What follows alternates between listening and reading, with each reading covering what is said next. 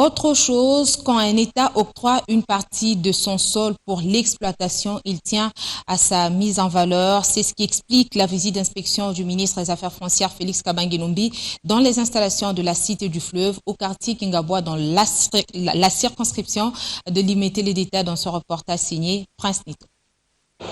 La Cité du Fleuve, ce projet immobilier moderne des privés britanniques à Kingabois, dans la circonscription de Limete, a connu la visite du ministre des Affaires foncières, Félix Kabange-Numbi, venu s'imprégner de la mise en valeur de ces sites, conformément à la loi foncière de la RDC, ainsi que la régularité de son titre foncier.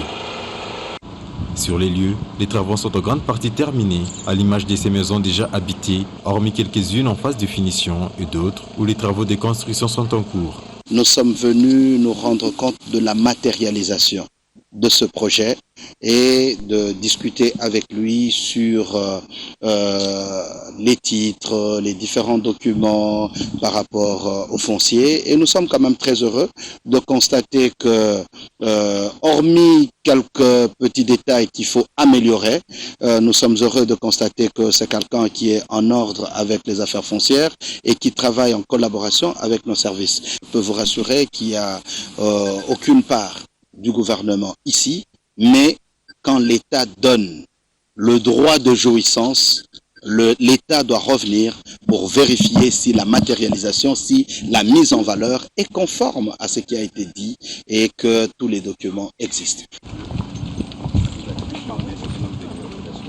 Parmi les choses qui restent à faire, doter chacune des maisons sur le site d'un titre immobilier. C'est l'une des questions débattues au cours de ce tête-à-tête entre Félix Kabange-Numbi, le chef de division de cadastre et conservateur des titres immobiliers de Limete, et le directeur général de la société. D'où l'appel du ministre des Affaires foncières à trouver un terrain d'attente entre les bureaux de la circonscription de Limete et la société immobilière au sortir des échanges.